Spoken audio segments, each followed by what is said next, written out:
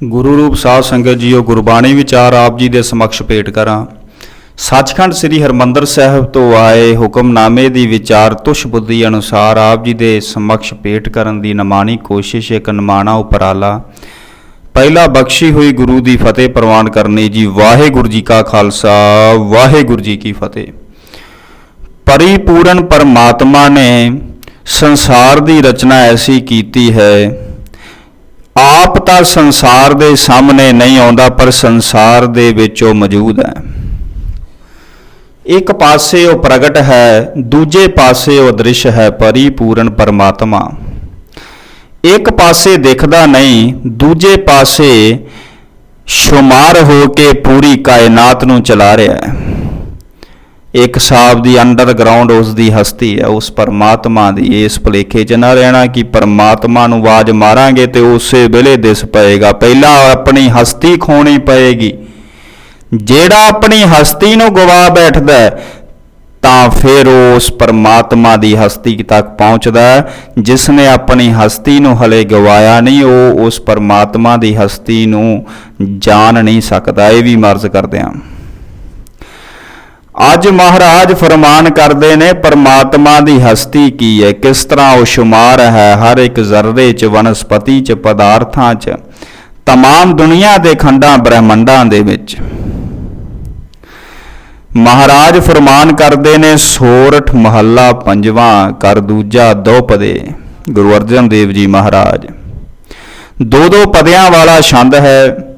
छंदां दी दुनिया दे विच एक पदे, दो पदे, तीन पदे, चौपदे, पंज पदे, छे पदे। कई दफ़ा खुली कविता भी हो जाती है, खुली छंदाबंदी भी वरतते ने लखारी ते शायर लोग। पर अज दो दो पदियां वाला छंद है। महाराज ने फरमान कीता है, दो मिसरे ने, एक मिसरा उपर है, एक दूजा मिसरा थले है। बस दो दो लाइनां ने छंदां दियां। महाराज फरमान करते ने परमात्मा की हस्ती नूं मैं अज बयान करन लगा तुहाडे अगे। उसकी हस्ती जो प्रगट भी है, जो अदृश्य भी है।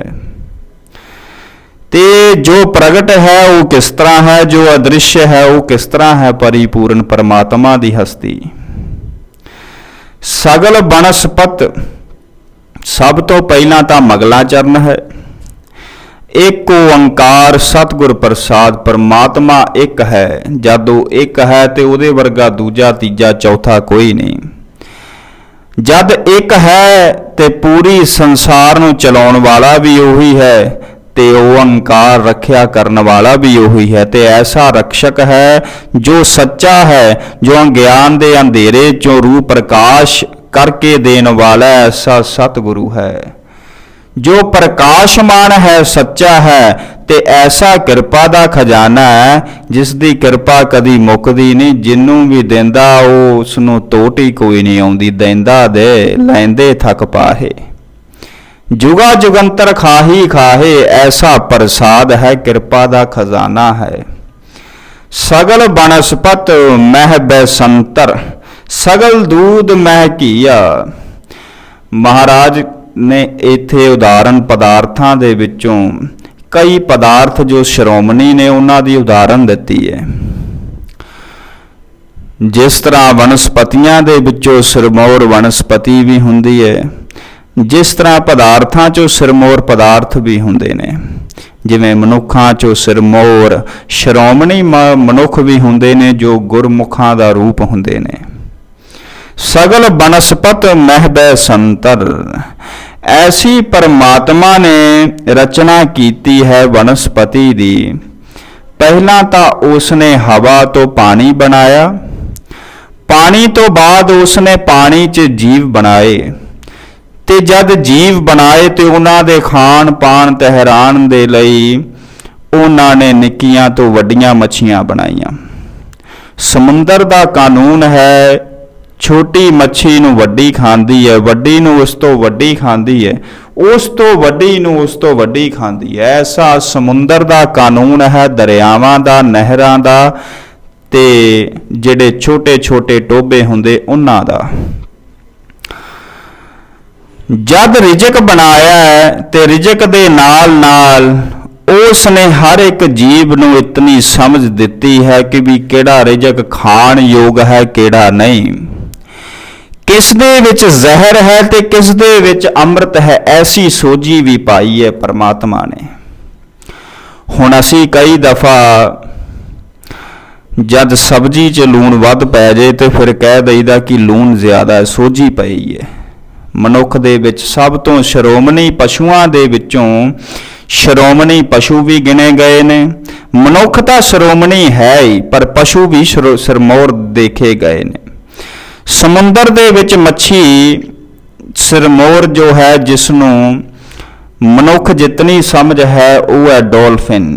डॉल्फिन नां दी मछली है, उस ਨੂੰ ਮਨੁੱਖ ਜਿਤਨੀ ਸਮਝ ਹੈ, ਕੋਈ ਡੁੱਬਦਾ ਹੋਵੇ ਮਨੁੱਖਾਂ ਦੇ ਵਿੱਚੋਂ ਤਾਂ ਉਹ ਬਚਾ ਲੈਂਦੀ ਹੈ, ਕਿਸੇ ਦਾ ਨੁਕਸਾਨ ਨਹੀਂ ਕਰਦੀ ਬਹੁਤਾ। ਹੁਣ ਖੈਰ ਮੁਕਤਸਰ ਅਰਜ਼ ਇਹ ਹੈ, ਮਹਾਰਾਜ ਕਹਿੰਦੇ ਸਗਲ ਬਨਸਪਤ ਮਹਿ ਬੈ ਸੰਤਰ, ਸਗਲ ਦੂਧ ਮੈਂ ਕੀਆ, ਸਾਰੀ ਸ੍ਰਿਸ਼ਟੀ ਨੂੰ ਰਚ ਕੇ ਉਸ ਦੇ ਵਿੱਚ ਖਾਣ ਪਾਣ ਦੇ ਸਾਧਨ ਬਣਾ ਦਿੱਤੇ। ਉਸ ਨੇ ਬੀਜ ਬੋ ਦਿੱਤੇ ਮਿੱਟੀ ਦੇ ਵਿੱਚ, ਤੇ ਮਿੱਟੀ ਦੇ ਵਿੱਚੋਂ ਬੀਜ ਪਾਣੀ ਦੇ ਨਾਲ ਅੰਕੁਰ ਹੋਏ, ਉਹਦੇ ਵਿੱਚੋਂ ਅੰਕੁਰ ਫੁੱਟੇ। ਜਦ ਅੰਕੁਰ ਫੁੱਟੇ ਤਾਂ ਜੜਾਂ ਉਹਦੀਆਂ ਜ਼ਮੀਨ 'ਚ ਗਈਆਂ ਤੇ ਕੁਛ ਧਰਤੀ ਦੇ ਉੱਪਰ ਆਈਆਂ ਤੇ ਵੱਡੇ ਵੱਡੇ ਦਰਖਤ ਬਣਾ ਕੇ ਰੱਖ ਦਿੱਤੇ। ਤੇ ਜਦ ਦਰਖਤ ਬਣੇ, ਟਹਿਣੀਆਂ ਬਣੀਆਂ, ਟਹਿਣੀਆਂ ਦੇ ਨਾਲ ਫੁੱਲ ਬੂਟੇ ਬਣੇ, ਤੇ ਜਦ ਬੂਟੇ ਬਣੇ ਤੇ ਉਹਨਾਂ ਤੋਂ ਫਲ ਨਿਕਲ ਆਏ। ਇਹ ਵੀ ਮਾਰਜ਼ ਕਰਦੇ ਹਾਂ। ਉਹਨਾਂ ਤੋਂ ਜਦ ਫਲ ਨਿਕਲ ਆਏ ਤਾਂ ਫਲ ਬੜੇ ਮਿੱਠੇ, ਕਿਉਂਕਿ ਪਰਮਾਤਮਾ ਨੇ ਐਸੀ ਸ੍ਰਿਸ਼ਟੀ ਦੀ ਰਚਨਾ ਕੀਤੀ, ਜਦ ਉਹ ਫਲ ਨਿਕਲੇ ਤਾਂ ਫਲ ਮਿੱਠੇ ਕਿੱਦਾਂ ਹੋਏ, ਉਹਨਾਂ ਦੇ ਵਿੱਚ ਆਪਣੀ ਹਸਤੀ ਨੂੰ ਸ਼ੁਮਾਰ ਕੀਤਾ ਪਰਮਾਤਮਾ ਨੇ। ਅੱਜ ਅਸੀਂ ਜਿਤਨੇ ਵੀ ਫਲ ਖਾਂਦੇ ਹਾਂ, ਫਲਾਂ ਦੇ ਵਿੱਚ ਜੋ ਰਸ ਹੈ ਉਹ ਪਰਿਪੂਰਨ ਪਰਮਾਤਮਾ ਦੀ ਹਸਤੀ ਹੈ, ਉਹਦਾ ਇੱਕ ਅੰਸ਼ ਹੈ। ਜੇ ਪਰਮਾਤਮਾ ਦੀ ਉਹਦੇ ਵਿੱਚ ਹਸਤੀ ਨਾ ਹੋਵੇ ਤਾਂ ਕੋਈ ਵੀ ਫਲ ਫਰੂਟ ਸਬਜ਼ੀਆਂ ਦੇ ਵਿੱਚ ਰਸ ਨਾ ਹੋਵੇ। ਇਹ ਵੀ ਮਰਜ਼ ਕਰਦੇ ਹਾਂ। ਇਹੀ ਮਹਾਰਾਜ ਦੱਸਣਾ ਚਾਹ ਰਹੇ ਨੇ, ਸਗਲ ਬਨਸਪਤ ਮਹਿ ਬੈ ਸੰਤਰ, ਸਗਲ ਦੂਧ ਮੈਂ ਕੀਆ। ਸਾਹਮਣੇ ਉਹ ਫਲ ਨੂੰ ਦੇਖਿਆ ਤੇ ਪਰ ਲੱਗਦਾ ਨਹੀਂ ਕਿ ਇਹ ਮਿੱਠਾ ਹੋਏਗਾ ਜਾਂ ਨਹੀਂ, ਪਰ ਗੁਪਤ ਰਸ ਮੌਜੂਦ ਹੈ, ਗੁਪਤ ਰਸ ਮੌਜੂਦ ਹੈ ਫਲਾਂ ਦੇ ਵਿੱਚ। ਸਾਹਮਣੇ ਉਹ ਦੇਖਿਆ ਫਲ, ਪਰ ਪਤਾ ਨਹੀਂ ਲੱਗਦਾ ਕਿ ਰਸਦਾਇਕ ਹੈ, ਮਿੱਠਾ ਹੈ, ਖੱਟਾ ਹੈ, ਕੌੜਾ ਹੈ। ਉਸ ਦੇ ਵਿੱਚ ਗੁਪਤ ਰਸ ਸੁਭਾਏਮਾਨ ਹੈ, ਗੁਪਤ ਰਸ ਸ਼ੁਮਾਰ ਹੈ। ਜਿਵੇਂ ਫਲਾਂ ਦੇ ਵਿੱਚ ਸਿਰਮੌਰ ਫਲ ਅੰਬ ਹੈ, ਅੰਬ ਫਲਾਂ ਦਾ ਰਾਜਾ ਹੈ, ਪਰ ਅੰਬ ਨੂੰ ਦੇਖਦੇ ਹੋਏ ਉਸ ਦੀ ਹਸਤੀ ਬਿਆਨ ਨਹੀਂ ਕੀਤੀ ਜਾ ਸਕਦੀ, ਉਸ ਨੂੰ ਚਖਣਾ ਪਏਗਾ। ਇਹ ਵੀ ਮਰਜ਼ ਕਰਦੇ ਹਾਂ। ਜਦ ਫਲ ਨੂੰ ਚੱਖ ਕੇ ਪਤਾ ਲੱਗੇਗਾ, ਫਲ ਨੂੰ ਚੱਖ ਕੇ ਪਤਾ ਲੱਗੇਗਾ ਕਿ ਮਿੱਠਾ ਕਿ ਖੱਟਾ, ਤੇ ਪਰਿਪੂਰਨ ਪਰਮਾਤਮਾ ਦਾ ਨਾਮ ਜਪ ਕੇ ਹੀ ਪਤਾ ਚੱਲੇਗਾ ਉਸ ਦੀ ਹਸਤੀ ਕੀ। ਇਹ ਵੀ ਮਰਜ਼ ਕਰਦੇ ਹਾਂ, ਕਿਸੇ ਭੁਲੇਖੇ 'ਚ ਨਾ ਰਹਿਣਾ। ਸਗਲ ਦੂਧ ਮੈਂ ਕੀਆ, ਜਿਵੇਂ ਦੁੱਧ ਗਾਂ ਤੇ ਮੱਝ ਦਾ ਦੁੱਧ ਅਕਸਰ ਲੋਕੀ ਪੀਂਦੇ ਨੇ, ਤੇ ਦੁੱਧ ਦੇ ਵਿੱਚ ਪਤਾ ਨਹੀਂ ਲੱਗਦਾ ਕਿ ਮੱਖਣ ਮੌਜੂਦ ਹੈ, ਮਲਾਈ ਮੌਜੂਦ ਹੈ, ਪਨੀਰ ਮੌਜੂਦ ਹੈ, ਦਹੀਂ ਮੌਜੂਦ ਹੈ, ਤੇ ਚੀਜ਼ ਗੋਰੇ ਲੋਕ ਚੀਜ਼ ਵੀ ਖਾਂਦੇ ਨੇ, ਇਹ ਵੀ ਮੌਜੂਦ ਹੈ, ਨਹੀਂ ਪਤਾ ਲੱਗਦਾ। ਜਦ ਦੁੱਧ ਨੂੰ ਰਿੜਕਿਆ ਜਾਂਦਾ ਹੈ, ਜਦ ਦੁੱਧ ਨੂੰ ਕਿਸੇ ਮਿੱਟੀ ਦੇ ਵਿੱਚ ਜਾਂ ਕਿਸੇ ਸਟੀਲ ਜਾਂ ਕਿਸੇ ਐਲੂਮੀਨੀਅਮ ਦੇ ਵਿੱਚ ਰਿੜਕਿਆ ਜਾਂਦਾ ਹੈ ਤੇ ਉਸ ਦੀ ਹਸਤੀ ਨੂੰ ਬਾਹਰ ਕੱਢਿਆ ਜਾਂਦਾ ਹੈ, ਤੇ ਫਿਰ ਉਸ ਤੋਂ ਵੱਖਰੀਆਂ ਵੱਖਰੀਆਂ ਹਸਤੀਆਂ ਬਣਦੀਆਂ ਨੇ। ਪਰ ਮੌਜੂਦ ਹੈ ਦੁੱਧ ਦੇ ਵਿੱਚ ਘਿਓ, ਮੱਖਣ, ਦਹੀਂ, ਪਨੀਰ, ਚੀਜ਼, ਹੋਰ ਵੀ ਵਿੱਚੋਂ ਦੁੱਧ ਦੇ ਬੜੇ ਬੜੇ ਪਦਾਰਥ ਬਣਾਏ ਜਾਂਦੇ ਨੇ, ਪਰ ਉਹ ਮੌਜੂਦ ਹੈ। ਸਾਹਮਣੇ ਦੁੱਧ ਨੂੰ ਦੇਖਦਿਆਂ ਸਾਰ ਨਹੀਂ ਪਤਾ ਲੱਗਿਆ ਕਿ ਇਸ 'ਚ ਘਿਓ ਹੈ ਜਾਂ ਨਹੀਂ, ਸਾਹਮਣੇ ਫਲ ਨੂੰ ਦੇਖਦਿਆਂ ਸਾਰ ਨਹੀਂ ਪਤਾ ਲੱਗਿਆ ਕਿ ਇਸ 'ਚ ਰਸ ਹੈ ਕਿ ਨਹੀਂ। ਉਸ ਨੂੰ ਚੱਖ ਕੇ ਹੀ ਪਤਾ ਲੱਗੇਗਾ, ਉਸ ਦੇ ਵਿੱਚੋਂ ਖੋਜ ਕੇ ਹੀ ਪਤਾ ਲੱਗੇਗਾ ਕਿ ਇਸ ਦੇ ਵਿੱਚ ਗੁਪਤ ਰਸ, ਗੁਪਤ ਸ਼ਕਤੀ ਮੌਜੂਦ ਹੈ, ਜੋ ਇਸ ਦੀ ਦੂਜੀ ਹਸਤੀ ਨੂੰ ਵੀ ਬਿਆਨ ਕਰਦੀ ਹੈ। ਇਹ ਵੀ ਮਰਜ਼ ਕਰਦੇ ਹਾਂ।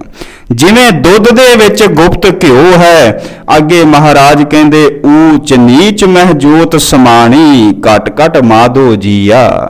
ਤੇ ਐਸਾ ਪਰਿਪੂਰਨ ਪਰਮਾਤਮਾ ਹੈ, ਜਿਸ ਤਰ੍ਹਾਂ ਦੁੱਧ ਦੇ ਵਿੱਚ ਘਿਓ ਮੌਜੂਦ ਹੈ, ਫਲਾਂ 'ਚ ਰਸ ਮੌਜੂਦ ਹੈ, ਬਨਸਪਤੀ ਦੇ ਵਿੱਚ ਉਹ ਬੀਜ ਮੌਜੂਦ ਹੈ ਜੋ ਅੱਗੋਂ ਅੰਨ ਦੀ ਜਗ੍ਹਾ ਲੈਂਦਾ ਹੈ।